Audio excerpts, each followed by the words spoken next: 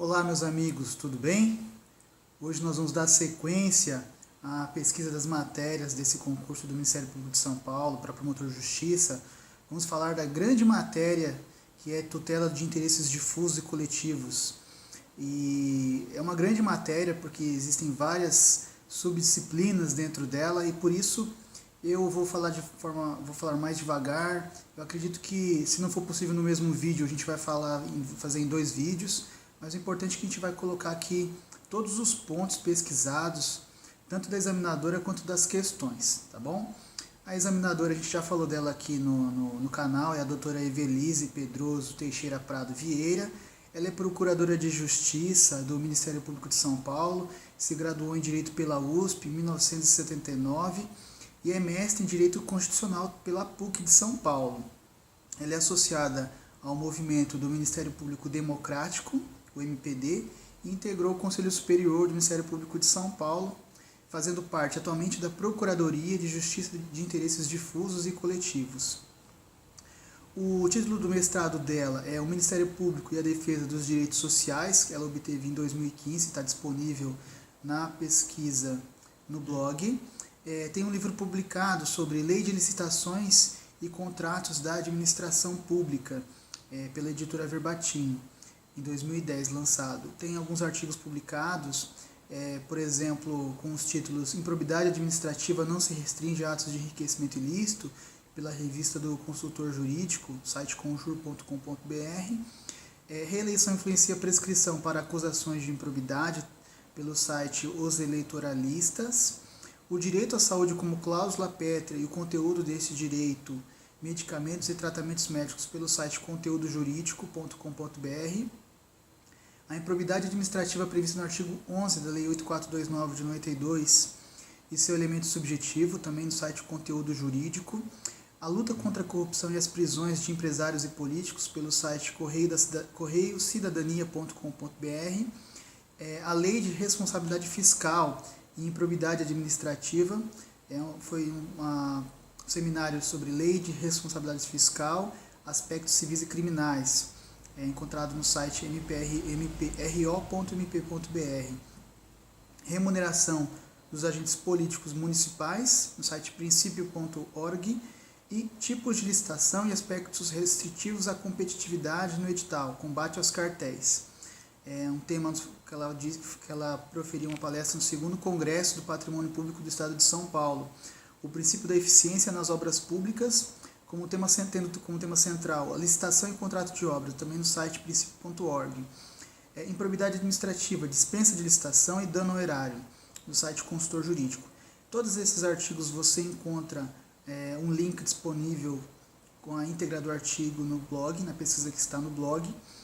Também deixei um link onde o leitor vai encontrar uma entrevista realizada com a doutora Evelise no site marcossodré.adv.br, e também tem um link para outros artigos da doutora Evelise que você vai conferir no site do Conjur. Tem lá o link para você poder, na postagem do blog, para você conferir os outros artigos que a doutora Evelise escreveu. A grande temática dessa examinadora, pelo que se percebe tanto pelo que ela escreve quanto pela atuação dela, é sobre improbidade administrativa. Com certeza vai ter várias questões de improbidade nessa prova. Proteção ao patrimônio público é uma temática da doutora Evelise. Pelas pesquisas que eu fiz sobre ela, a minha aposta, meu palpite é sobre temas como acesso à justiça, mandado de injunção coletivo, perfil constitucional do Ministério Público na tutela coletiva, processo coletivo, coisa julgada na tutela coletiva, IRDR, judicialização de políticas públicas, defesa do patrimônio público, dentro disso licitação, improbidade administrativa, mandado de segurança e ação popular, tutela coletiva dos direitos sociais, direito à saúde e responsabilidade fiscal. Essa banca desse concurso é formada por membros da própria instituição, então diante disso eu analisei as últimas 4 provas objetivas, como sempre, os concursos em 2011, em 2012, 2013 e 2015, que são respectivamente os concursos 88, 89, 90 e 91. Nessas provas os temas foram os seguintes: tema constante sobre interesses difusos, coletivos e individuais homogêneos e ação civil pública e inquérito civil. constantes da Lei 7.347 de 85, que é a Lei da Ação Civil Pública, eu encontrei 11 questões. Um grande tema, uma prova bem equilibrada. Depois eu vou falar um quantitativo de questões em cada bloco, mas 11 questões foi o segundo maior tema encontrado nas pesquisas. Por exemplo, sobre a ação civil pública caiu princípio da disponibilidade motivada, objeto da ação civil pública, artigo 1º, obrigação de fazer ou não fazer, artigo 3º, legitimados, desistência e abandono da ACP, litisconsórcio, multa diária e coisa julgada, artigo 16. Um outro tema bastante exigido, muito exigido mesmo, foi o inquérito civil. O conceito de inquérito civil caiu mais de uma vez, a natureza jurídica. Aí eu acrescento o artigo 2º do Ato Normativo 484 de 2006, do Colégio de Procuradores de Justiça. Instauração, legitimados para instauração também, mais de uma vez foi exigido. Requisição de informações, atribuições do membro do MP, artigo 6º do Ato 484 de 2006. Publicidade do inquérito civil, artigo 7º da Resolução 23 de 2007 do Conselho Nacional do Ministério Público e mais o artigo 8º do Ato Normativo 484 de 2006. Representação no inquérito civil, apresentação dessa representação, indeferimento e arquivamento. Todos os artigos 12, 13 e 15 do Ato 484 de 2006, mais a súmula 50 do Conselho Superior do Ministério Público. Também um outro tema bastante cobrado, várias questões pedindo o conhecimento do compromisso de ajustamento de conduta, falando sobre conceito, natureza, características, legitimados. Também mais de uma vez foi exigido saber quais são os legitimados para a celebração do TAC, o momento de celebração do ajustamento de conduta, multa cominatória, dispensa parcial das obrigações, ajuste preliminar e inovação. Todos esses assuntos nos artigos 83, 84, 87 e 89 do Ato 484 de 2006. Também um outro tema ainda dentro de inquérito civil, arquivamento, homologação do inquérito civil, artigo 9º da Lei da Ação Civil Pública, mais de uma vez foi exigido conhecimento a respeito disso. Por exemplo, após a celebração do TAC, o arquivamento, artigo 86 do Ato 484, novação, artigo 89 do referido ato, quando a ação civil não inclui todos os fatos ou pessoas, artigo 92 do Ato 484, recomendação administrativa, resolução 23 de 2007 do CNMP, que a gente já falou, artigos 4, 10 e 15. Então aí a gente falou desse primeiro grande tema em difusos, que foi ação civil pública, interesses difusos coletivos e inquérito civil. Passando agora, o segundo maior tema também, juntamente com ele, 11 questões exigidas de meio ambiente e urbanismo. Meio ambiente cobrado 6 questões e urbanismo 5 questões. Começando com o direito ambiental, a gente vai falar da Política Nacional do Meio Ambiente, que é a Lei 6938 de 81, as definições constantes da política, no artigo 3º foi cobrado o conhecimento dela, Sistema Nacional de Unidades de Conservação, a Lei 9.985 de 2000, também mais de uma vez foi exigido o conhecimento dessa lei, as definições no artigo 2º, as unidades de proteção integral, artigo 8º, grupos de unidades e regimes de domínio, artigos 12 e 13, reserva extrativista, artigos 14, 18 e 23. Tutela administrativa do meio ambiente, licenciamento ambiental, competência, obrigatoriedade, audiência pública e modalidades de licenças ambientais. E foi exigido o conhecimento da resolução 237 de 97 do CONAMA, os artigos 2º, 3º, 4º, 5º, 8º e 9º dessa resolução, bem como o artigo 8º da Lei Complementar 140 de 2011. Outro tema ainda dentro de direito ambiental, a responsabilidade civil ambiental, responsabilidade objetiva, teoria do risco integral, elementos da responsabilidade e responsabilidade do poder público. Um outro assunto, finalizando o direito ambiental, Código Florestal, tipos de espaços protegidos, reserva legal, APP e supressão de vegetação.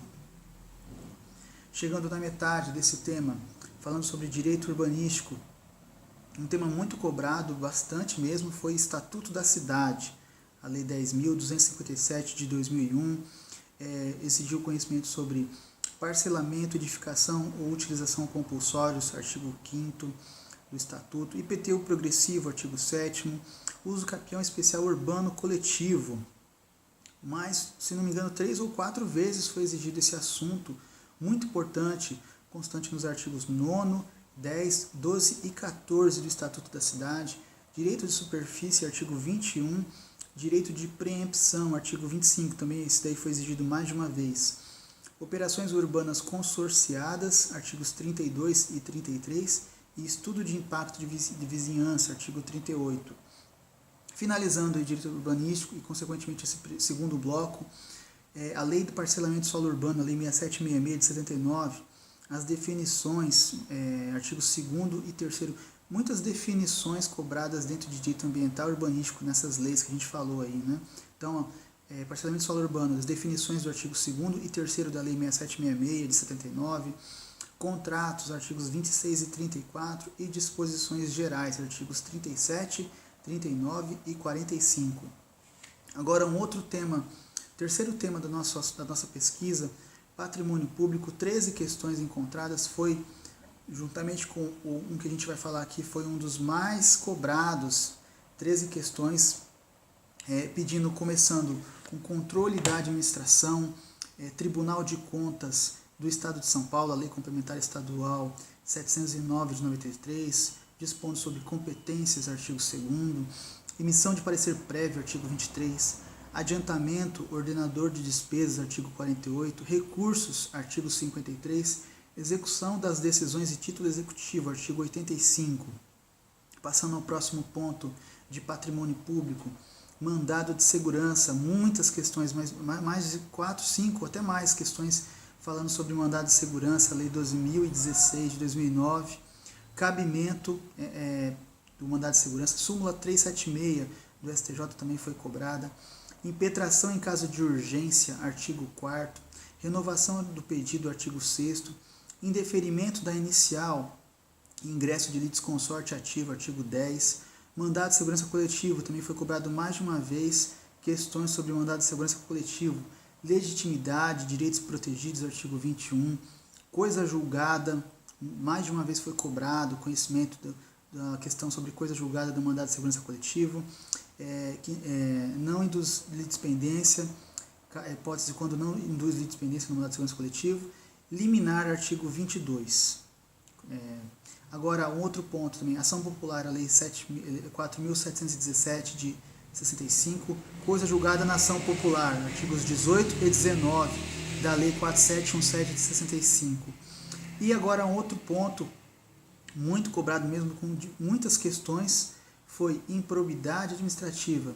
Como eu adiantei no começo do vídeo, a gente espera que haverão muitas questões exigindo conhecimento da lei e outros assuntos dentro de improbidade administrativa, tendo em vista a produção bibliográfica da examinadora, que escreve bastante sobre esse assunto.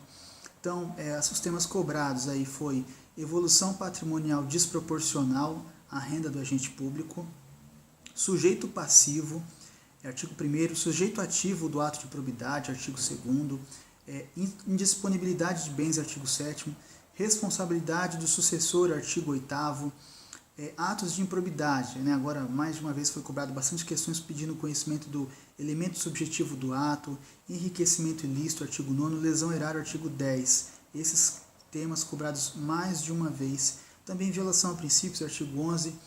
Outros temas bastante cobrados, penas, aplicação isolada ou acumulada, artigo 12. Declaração de bens, artigo 13, e características da ação de improbidade, artigo 17. Todos esses assuntos também foram bastante vezes exigidos, mais de uma vez foi cobrado nas provas do Ministério Público. Também ainda foi cobrado dentro do tema de improbidade administrativa o não cabimento de litisconsórcio ativo ou assistência pelo cidadão e a inexistência de litisconsórcio necessário entre agente público e terceiro beneficiário, entendimento do STJ. Aplicação das sanções, artigo 21, e reexame necessário. Por fim, finalizando a questão da improbidade administrativa, que ela não se sujeita à competência dos juizados especiais da Fazenda Pública, artigo 2º da Lei 2.153 de 2009.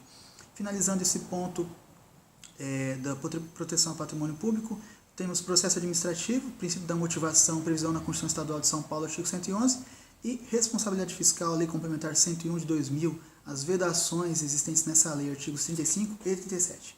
A gente vai finalizar esse vídeo agora e no próximo nós vamos trazer a segunda parte dessa pesquisa, né? E vamos finalizar, então, tratando dos direitos difusos e coletivos. Até lá!